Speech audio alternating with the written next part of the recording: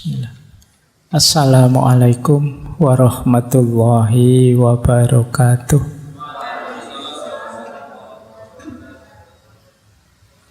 Bismillahirrahmanirrahim.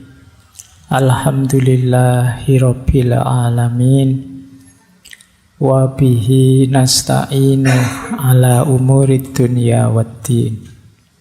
Allahumma sholli wa sallim wa barik ala habibina wa syafi'ina sayyidina wa maulana Muhammadin wa ala alihi wa ashabihi wa man tabi'ahum bi ihsanin ila yaumiddin. Amma ba'du. Bismillah, mari kita lanjutkan lagi ngaji kita, ngopeni patah hati untuk bulan ini. Kita sudah belajar patah hati, perspektif psikologi, kemudian perspektifnya para filosof eksistensialis. Minggu lalu perspektifnya para filosof stoik. Malam hari ini kita puncai dengan pandangannya para sufi. Bagaimana sih komentar, pandangan, pendapatnya para sufi tentang patah hati? Jadi, kalau didefinisikan secara luas sebenarnya kita semua pasti pernah patah hati. Dalam pengertian kekecewaan, kegalauan karena keinginan kita tidak terpenuhi. Nah, yang seperti ini bagaimana komentarnya para sufi? Nanti kita jelajahi ya. Mungkin malam hari ini kita bertemu dengan beberapa sufi. Dan tidak mungkin semuanya mengingat waktu dan lain-lain. Tapi semoga nanti ada perspektif berbeda. Jadi malam hari ini mari kita bawa sakit hati kita secara vertikal. Kalau bahasa akademis itu kita melakukan spiritualisasi sakit hati. Sejauh mana sakit hati itu kemudian jadi kendaraan kita untuk tambah dekat kepada Allah. Baik, bismillah ya, kita mulai. Semoga sudah siap untuk patah hati. Oke. Nanti ada perspektif yang unik itu. Memang kita disuruh patah hati oleh beberapa beliau ini nanti. Yang pertama, saya ini tiba-tiba ketemu satu quotes menarik dari beliau. Hazrat Sultan Bahu. Hazrat Sultan Bahu itu mursyid Torekot Sarwari Qadiri. Yang Torekot ini berdiri sekitar abad ke-17. Banyak beredar Torekot ini di India, Pakistan, Bangladesh, dan sekitarnya. Nah, beliau ini produktif sekali. Beliau ini nulis kitab jumlahnya sekitar 140. Bandingkan dengan usia beliau itu panjang usia beliau sekitar 63 tahun. Usianya 63 tahun menulis 140 kitab. Itu kalau dikruskan usianya itu setahun bisa 2, 3, 4 kitab setiap tahun dari hidup beliau. Itu kalau sejak umur setahun nulis buku ya. Mestinya kan tidak. Ini jadi produktivitas itu sebenarnya tidak juga tergantung dengan waktu. Jadi jangan merasa, wah bulan ini saya sudah melakukan ini kok Pak, berarti sudah produktif. Siapa tahu sebenarnya kamu bisa melakukan banyak hal lain lagi. Baik, nah kata-kata beliau menarik. tentang patah hati ini. Nursing one broken heart is equal to the worship of many years. Ya, saya ngambilnya dari yang bahasa Inggris karena kitab-kitab beliau pakai bahasa Urdu dan bahasa Persia. Nah, kata beliau, nursing itu kan merawat, ngopeni. Orang yang patah hati, one broken heart, orang yang kecewa hatinya, orang yang gelisah galau, itu setara dengan ibadah bertahun-tahun. Jadi maka bulan ini kita latihan ngopeni orang-orang yang patah hati. Jadi ayo latihan ya, karena seperti saya bilang di sesi pertama dulu, belakangan ini banyak orang depresi. Bahkan tingkat kematian karena depresi itu tinggi, mengalahkan kematian karena kanker. Jadi ayo ya, kita temani saudara-saudara teman kita yang sedang patah hati. Jangan diketawakan. Kita ketawa karena melihat dari luar. Kalau kita rasakan dari dalam, betapa berat yang mereka rasakan. Kadang-kadang di medsos itu malah dimarah-marahi. Ada orang depresi bahkan sampai mencoba bunuh diri, malah diketawakan, dimarah-marahi. Kita tidak tahu seberat apa beban yang ada di hati mereka. Bahkan kata Hazrat Sultan Bahu ini, kita merawat, menemani mereka yang patah hati itu seperti ibadah bertahun-tahun. Jadi ayo diperbanyak ibadah ya. Antara lain ngancani saudara teman-teman kita yang sedang patah hati. Mereka ini ada di fase-fase harus sering kita temani. Karena kalau sendirian biasanya ya mereka tidak kuasa menaklukkan diri mereka sendiri. Baik, bismillah kita mulai. Jadi pembukaannya ini ya, ini anggap saja berarti malam hari ini kita latihan ibadah. Karena menemani orang patah hati itu setara dengan ibadah. Ada banyak hadis yang mengindikasikan justru Allah itu bersama-sama orang yang lemah, orang yang terpinggirkan, orang yang kesusahan, orang yang sakit dan lain sebagainya. Ya tentu saja termasuk orang-orang yang patah hati ini. Siapa tahu mereka ini bisa jadi jalan kita untuk tambah dekat kepada Allah, menghadirkan ridhonya Allah, sayangnya Allah pada kita. Lah kalau saya sendiri yang patah hati Pak, gimana? Ya enggak apa-apa, kamu temani jiwamu sendiri kalau enggak ada yang menemani ya. Nanti ada pendapatnya Jalaluddin Rumi menarik tentang itu. Baik, bismillah kita mulai. Saya mulai dari yang ringan-ringan dulu, nanti di belakang agak berat. Saya awali dari Imam Syafi'i. Siapa tahu ini akarnya patah hatimu. Kata Imam Syafi'i, ketika hatimu terlalu berharap kepada seseorang, maka Allah timpakan ke atas kamu pedihnya sebuah pengharapan. Supaya engkau mengetahui bahwa Allah sangat mencemburui hati yang berharap selain Dia. Maka Allah menghalangimu dari perkara tersebut agar kamu kembali berharap kepadanya. Ini coba kamu pahami maksudnya Imam Syafi'i ya. Orang itu bisa patah hati karena dia kecewa pada orang lain. Kekecewaan ini muncul karena sebelumnya ada harapan pada orang lain itu. Kalau kamu tidak terlalu berharap, ya tidak terlalu kecewa. Semakin besar harapan, semakin besar kekecewaan. Besarnya harapan menunjukkan kemelekatan. Jadi kalau harapanku padamu sangat besar, itu kan berarti aku tidak bisa dipisah darimu. Nah, siapa yang jargonnya kalau sedang berduaan engkaulah segalanya. engkolah jenis-jenis gini itu.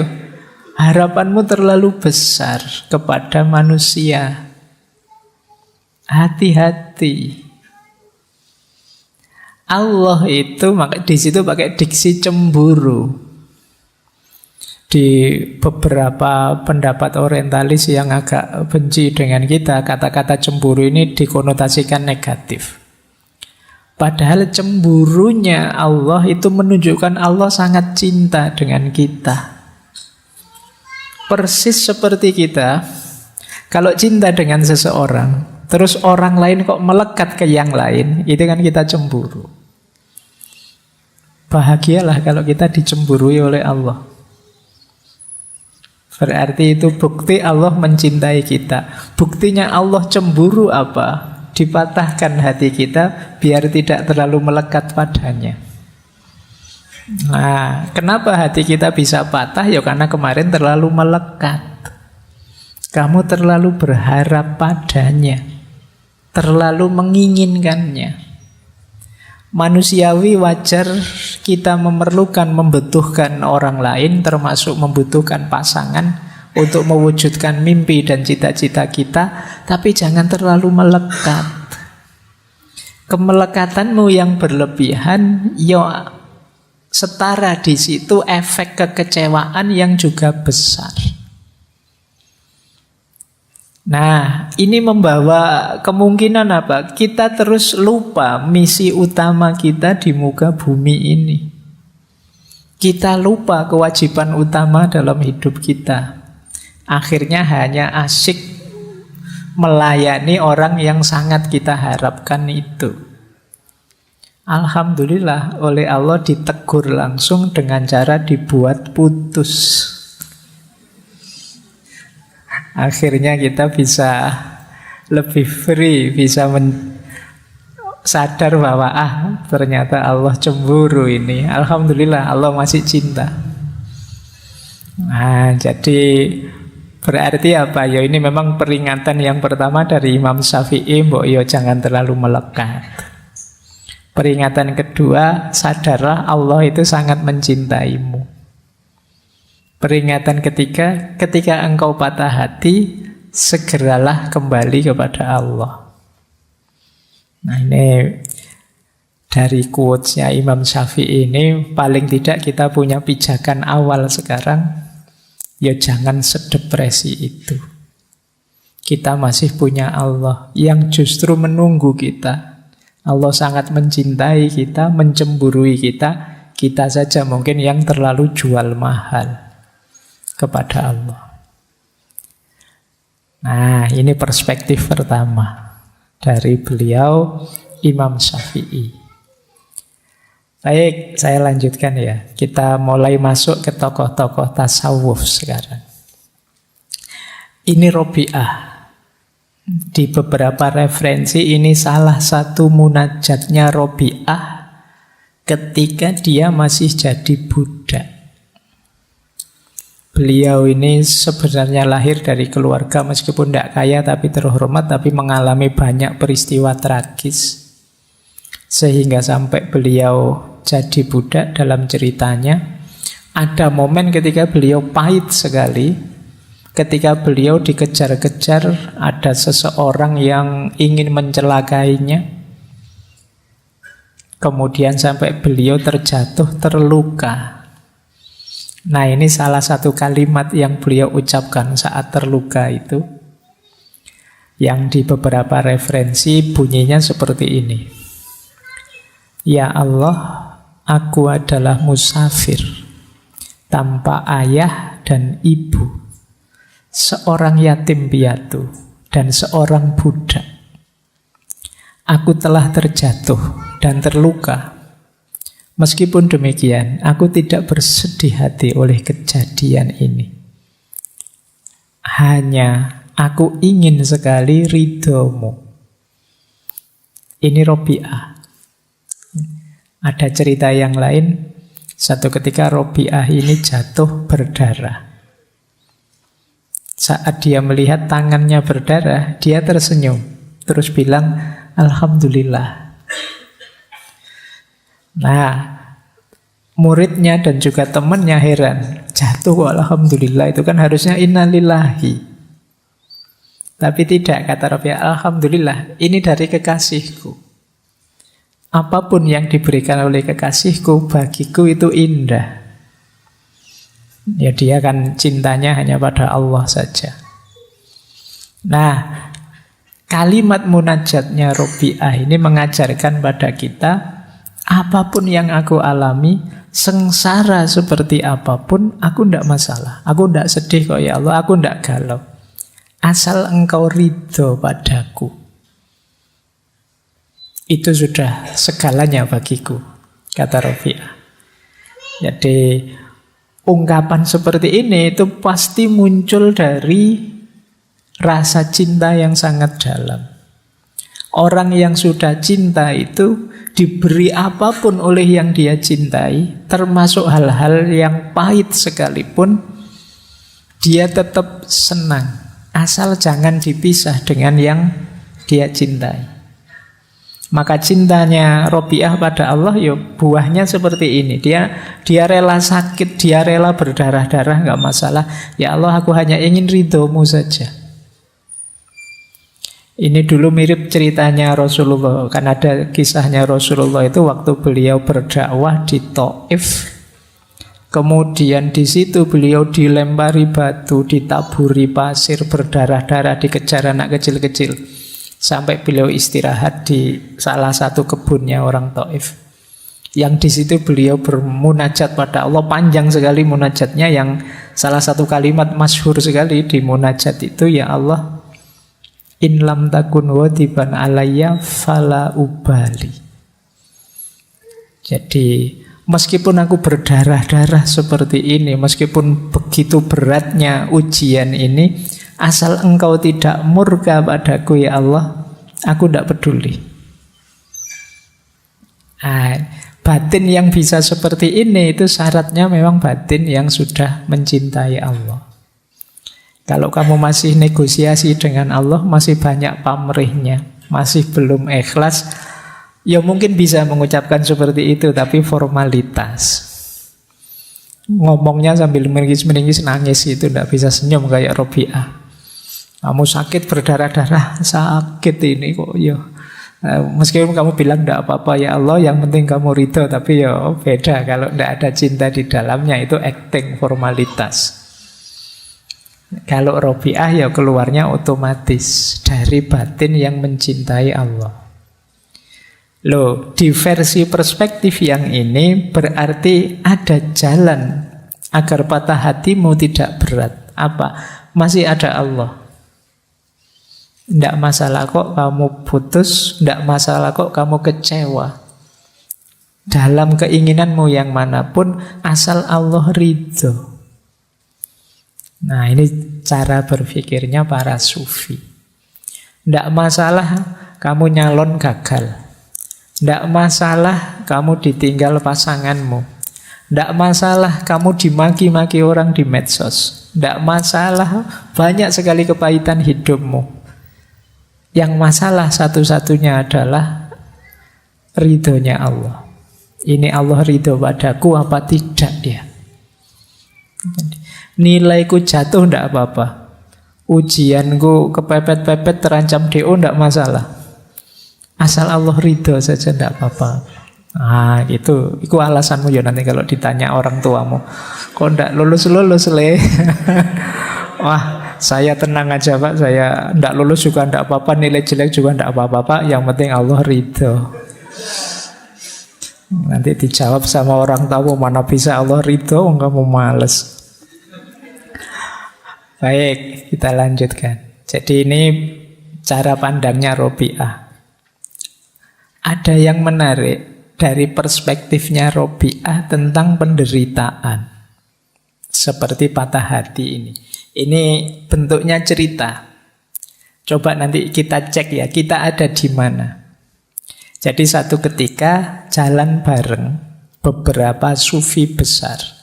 Rabi'ah, kemudian Hasan al-Basri, Malik bin Dinar, dan Syakik al-Balkhi. Nah, terus ngobrol-ngobrol tentang ujian dan penderitaan. Diawali Imam Hasan Al-Basri, kata beliau, orang itu tidak dipercaya kata-katanya. Jika dia tidak tabah kalau ada ujian dari Tuhannya. Sebaik apapun yang diomongkan orang, kata Hasan Al-Basri, kalau dapat ujian kok tidak kuat, tidak tabah, terus melenceng, beda dengan yang diomongkan, ya tidak usah dipercaya omongannya. Ya kalau hidupnya senang terus sih tidak masalah. Tapi begitu ada ujian, coba kayak gimana perilakunya. Orang itu kan kelihatan aslinya kalau pas lagi susah. Kalau pas lagi senang sih kamu enak, tapi pas lagi susah, ayo coba, aslimu akan kelihatan. Maka kata Hasan Al-Basri, orang itu tidak bisa dipercaya kata-katanya kalau dia tidak tabah menerima ujian dari Tuhan. Tapi pandangan ini dikritik oleh Robi'ah. Kata-katamu itu berbau egoisme. Masih aku. Nah, terus Syakik mencoba menjawab, mungkin ini yang diinginkan Robi'ah. Kata Syakik Al-Balkhi, seseorang tidak dapat dipercaya kata-katanya jika dia tidak bersyukur atas ujian dari Tuhannya. Ini lebih tinggi levelnya. Diuji sulit tapi malah bersyukur. Ini sebenarnya orang pintar. Karena dia tahu di balik segala ujian dari Allah itu pasti ada hikmah, ada makna untuk peningkatan kualitas dirinya. Maka ketika diberi kesulitan dia bersyukur. Ini lebih tinggi. Kalau di Imam Hasan Al-Basri tadi agak defensif, bertahan. Kalau di Syekh Syakik Al-Balkhi ini enggak, dapat ujian malah bersyukur. Alhamdulillah ya Allah, Engkau beri aku ujian. Tapi kata Robi'ah, masih belum. Kita butuh yang lebih baik dari itu. Ini sudah luar biasa, ternyata masih kurang tinggi.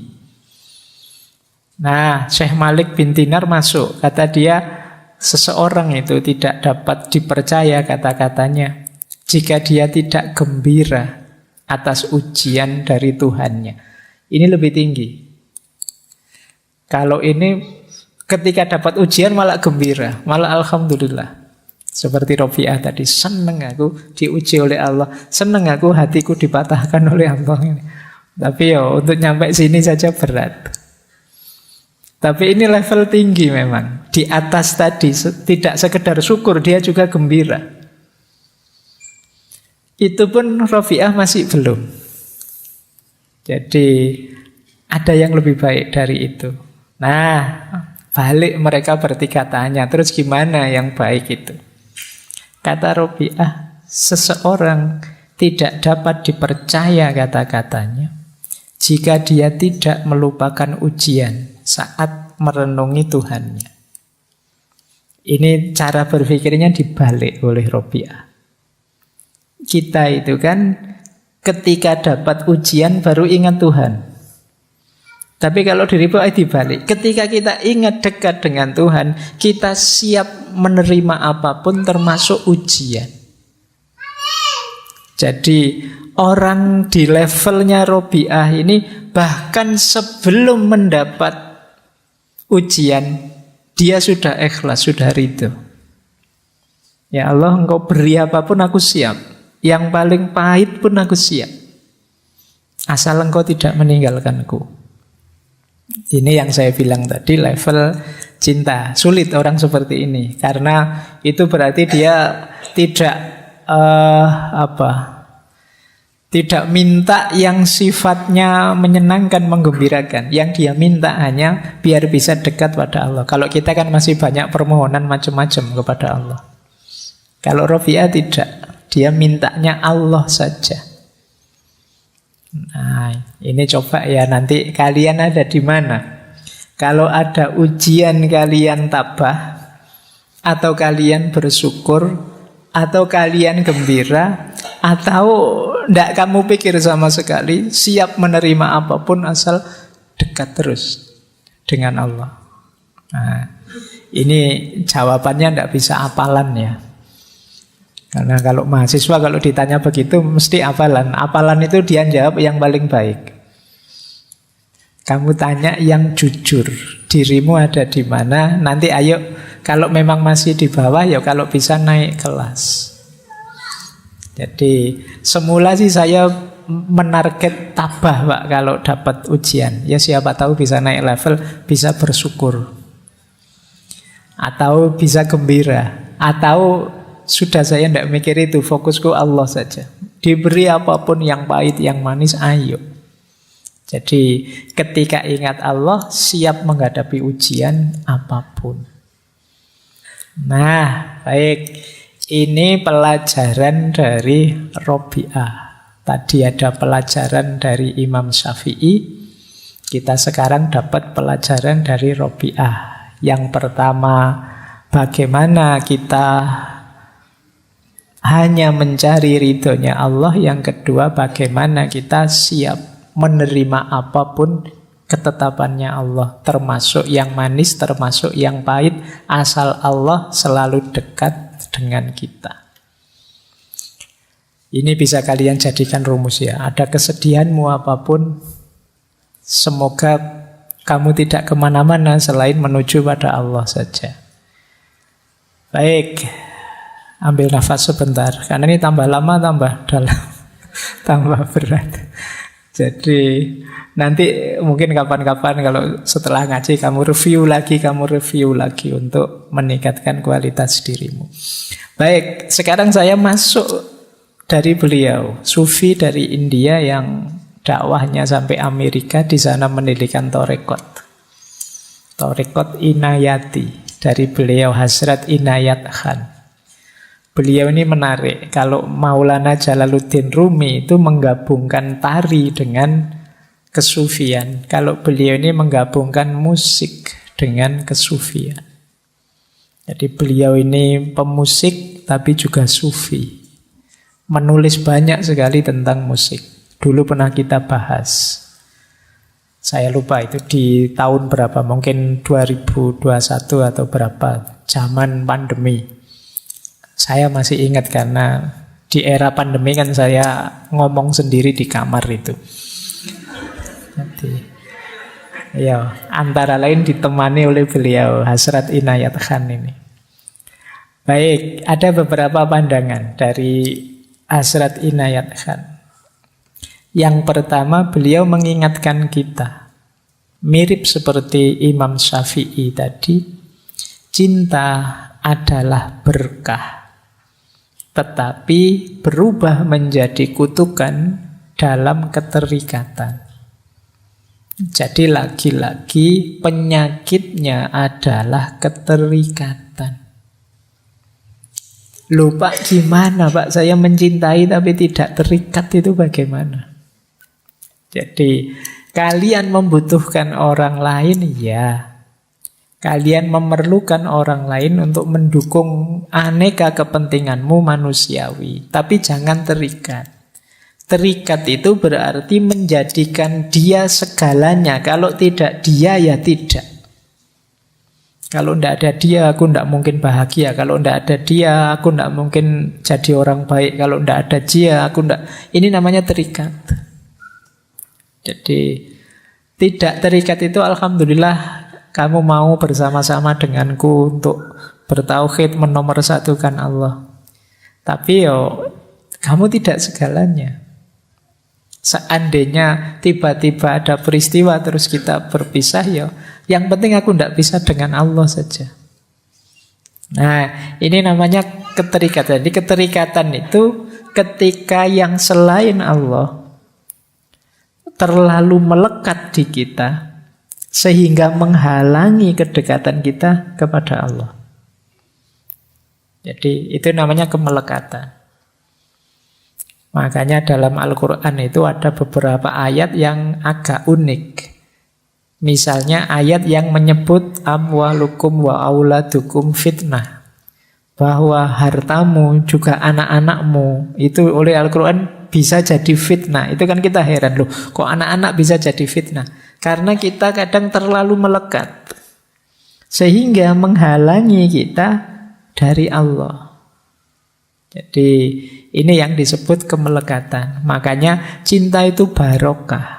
Tapi kalau berubah jadi kemelekatan, ya dia jadi kutukan. Kenapa jadi kutukan? Menghalangi kita dari Allah.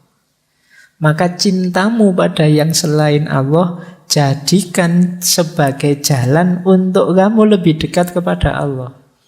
Kalian berdua yang saling mencintai, melekatlah sama-sama pada Allah. Jangan kalian yang saling melekat tapi jauh dari Allah. Istilah melekat itu tidak enak ya, kalau suruh melekat sama-sama malah ngeri. Ya wis pokoknya hindari kemelekatan lah itu. Jadi keterikatan biar tidak kemelekatan ya.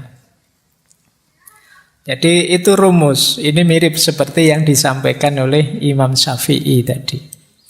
Yang kedua kata Hasrat Inayat Khan, seseorang tidak perlu jatuh dalam cinta, tapi dia harusnya bangkit melalui cinta. Nah, mulai sekarang boleh kalian merevisi istilah jatuh cinta. Ya, kalau bahasa Inggris itu fall in love. Ini juga sudah diinisiasikan oleh Erich Fromm. Jangan fall in love, tapi standing in love.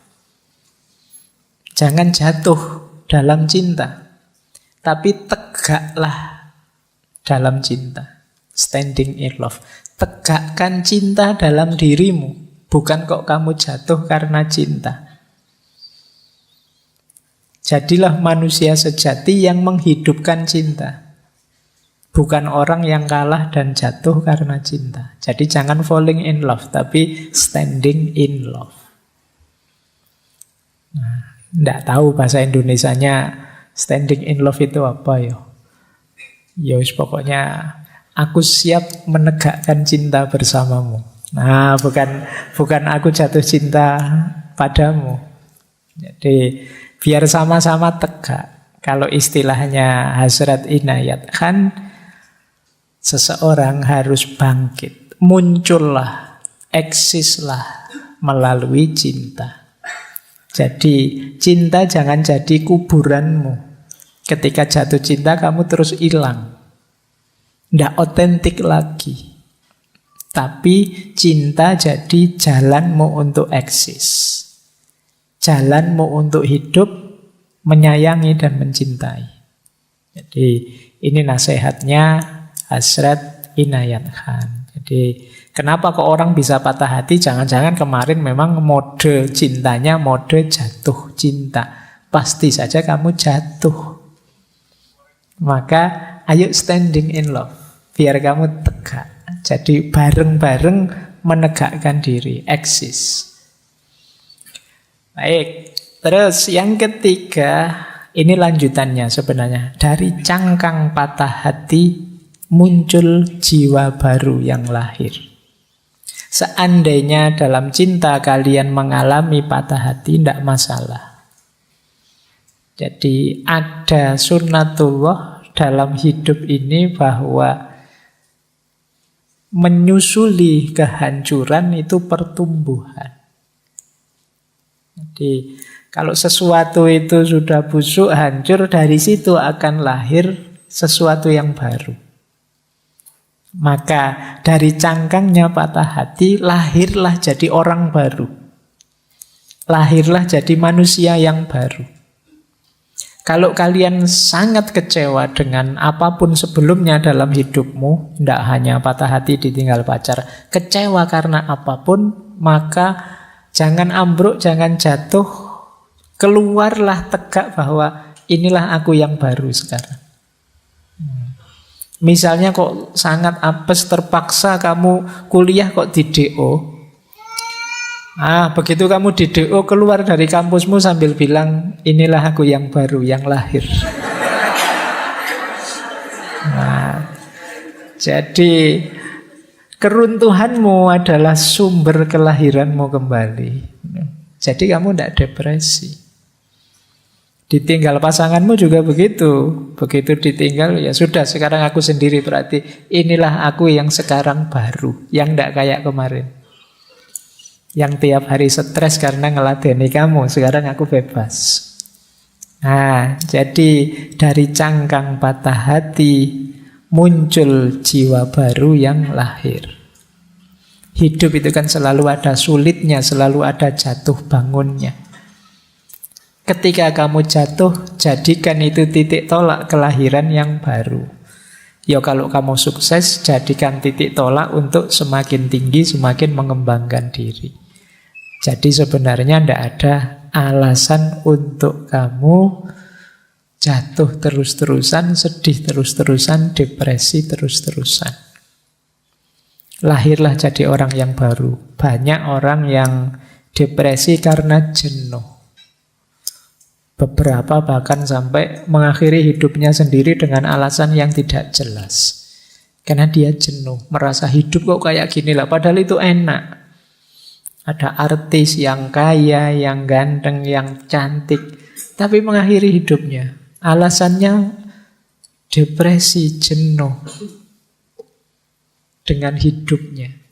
Nah, mungkin kalian perlu latihan ini. Jadi kalau kamu jenuh dengan hidupmu yang versi sekarang, bikinlah versi baru hidupmu. Kamu ingin seperti apa? Dan itu sangat mungkin. Karena yang menguasai hidupmu kan dirimu.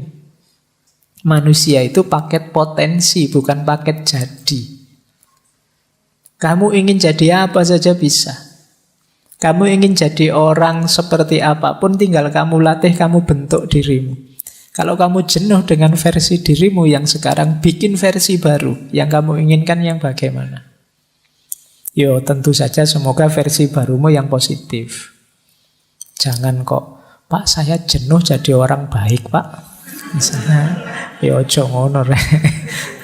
Jadi versi yang baru yang positif. Pak saya jenuh jadi orang yang kemarin kok terlalu pendiam ya, jadi kurang ya sudah, ayo latihan nggak pendiam lagi, mungkin agak ceria sedikit, agak terbuka sedikit.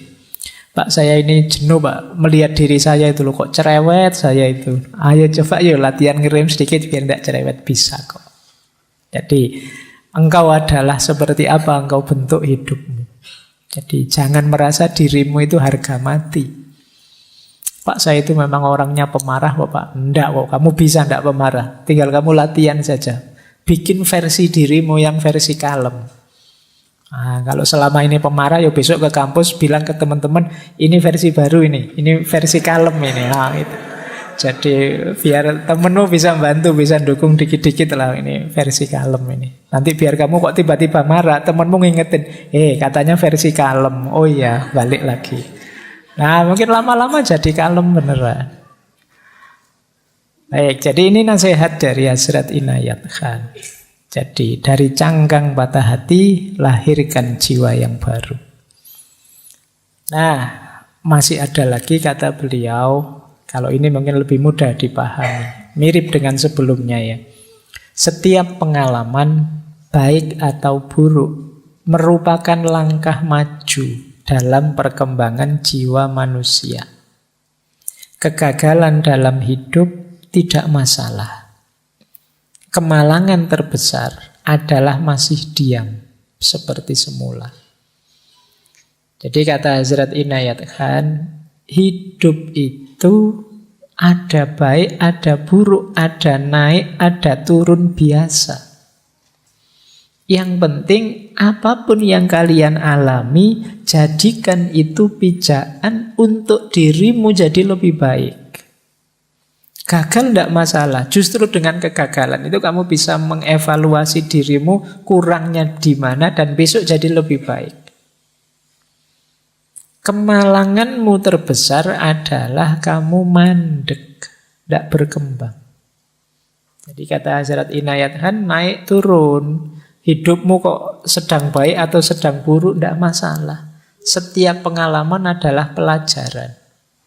Dan pelajaran terbaik adalah pelajaran yang mengubah dirimu jadi lebih baik. Berarti jangan terlalu kamu risaukan, Pak, saya kok nasibnya jelek terus Pak, malang terus Pak. Ya tidak apa-apa, itu berarti pelajaranmu berat terus. Tidak masalah, asalkan apa? Efeknya kamu jadi tambah baik, tambah baik. Itulah yang diinginkan. Jadi bukan stuck mandek, bukan merasa saya sudah baik kok, tidak perlu diperbaiki lagi ya sudah. Kamu mandek, itulah kemalanganmu, kata Hazrat Inayat Khan. Jadi kemalangan terbesar adalah ketika kamu diam, tidak berubah, tidak mau mengubah diri. Padahal kita punya konsep, tidak ada manusia yang sempurna. Manusia itu selalu ada kurangnya. Berarti kita ini hidup ideal itu hidup yang berproses lebih baik, lebih baik. Kita lanjutkan. Kita semua sedang dalam perjalanan. Hidup itu sendiri adalah sebuah perjalanan. Tidak ada yang menetap di sini. Kita semua lewat. Dan karena itu tidak benar mengatakan bahwa kita harus melakukan perjalanan spiritual dan menghancurkan hidup kita yang menetap. Kenapa? Karena tidak ada orang yang hidupnya menetap di sini. Semuanya gelisah dan semuanya dalam perjalanan. Kegembiraan hidup adalah kegembiraan perjalanan. Jadi kata Hazrat Inayat kan hidup ini proses perubahan perjalanan. Kalau kita tidak bisa menikmati perjalanan dan perubahan, ya kita akan sangat menderita dalam hidup. Karena itulah hakikatnya hidup. Mari kita melakukan perjalanan spiritual, tidak lagi berhenti di tempat kita. Kata Hazrat Inayat kan sebenarnya kalimat ini tidak tepat. Kita mau melakukan perjalanan atau tidak, hidup ini hakikatnya perjalanan. Bedanya ada orang yang menyadari dan mengarahkan perjalanannya sehingga dia bisa menikmati, ada orang yang tidak bisa menikmati perjalanannya. Menikmati perjalanan itu kan menikmati perubahan-perubahan situasi. Dari cinta kebersamaan jadi pisah sendiri-sendiri, ini kan perubahan-perubahan situasi. Kalau mental kita adalah mental perjalanan, siap menghadapi perubahan situasi, sepahit apapun pengalaman kita siap. Dan tetap bisa gembira. Jadi kalau ingin penderitaan itu terasa ringan, ayo filosofi hidup kita geser ke bahwa hidup ini adalah perjalanan. Dalam perjalanan ya pasti saja suasana dan situasinya tidak mandek tapi berubah terus. Dan kita siap, kita gembira. Justru menariknya perjalanan itu karena perubahan-perubahan. Baik, kita lanjutkan. Nah, ini juga menarik pandangannya Hazrat Inayat Khan. Kata beliau, semakin banyak yang bisa kita tanggung, semakin banyak yang akan dibebankan. Semakin berani kita menghadapi penderitaan, semakin tinggi ambang penderitaan yang dapat kita tanggung. Dan semakin tinggi tingkat moral, semakin banyak kesulitan yang dapat kita derita. Orang itu tadi kan rumusnya tambah baik, tambah baik. Tapi jangan lupa, semakin tinggi levelmu, semakin tinggi kualitasmu, akan semakin berat ujianmu. Tapi tidak masalah, tambah berat ujianmu, tambah kuat dirimu. Begitu kamu tambah kuat, bebannya akan nambah lagi. Tambah kuat lagi kamu, bebannya nambah lagi. Meskipun Allah itu juga sayang sama kita, jadi tidak ada beban yang melebihi kapasitas kita. Pasti cukup, kecuali kita cengeng. Jadi beban itu pasti bisa kita tanggung. Dan kenapa sih kok Allah kok nguji terus-terusan itu loh, ada breaknya sekali-sekali. Karena Allah sayang dengan kita. Jadi biar apa? Kita tambah tangguh, tambah kuat. Latihan itu kan begitu. Kayak kalian latihan beban itu loh. Ketika kamu belum latihan apa-apa kan bebannya ringan. Nanti tambah kuat sedikit sama instrukturmu ditambah bebannya, kamu tambah berat. Nanti sampai kamu jadi jago, jadi sakti, jadi hebat. Kenapa? Karena dalam latihan bebanmu ditambah terus. Jadi jangan mengeluh kalau beban hidupmu berat. Oh, mungkin Allah ini pengen aku hebat. Aku diberi beban seberat ini. Berarti Allah itu sangat peduli padaku. Dan insya Allah beban itu tidak akan melebihi kapasitasmu. Kamu mampu kok, asal kamu tidak manja. Jadi kata Hazrat Inayat, kan tidak apa-apa. Semakin berat beban, yo ini tanda-tanda kamu akan jadi semakin kuat. Kapasitasmu nambah, bebanmu akan nambah. Ujian moral juga begitu. Semakin kamu baik secara moral, mungkin kesulitanmu juga akan nambah. Kamu semakin murah hati, mungkin diuji dengan kesulitan lebih besar daripada ketika kemarin kamu pelit. Kemarin pelit, temanmu menjauh semua. Sekarang murah hati, temanmu deket semua, temanmu ya utang semua, mau roti semua. Itu kan lebih sulit kamu. Tapi tidak apa-apa, kamu jadi lebih tangguh sekarang. Jadi itulah kalau bahasanya kaum Stoik kemarin, polanya, sunatullahnya dalam hidup ini. Jadi kalau teman-teman ngerti rumus-rumus ini, itu penderitaan apapun termasuk patah hati akan lebih terasa ringan. Tidak terlalu berat.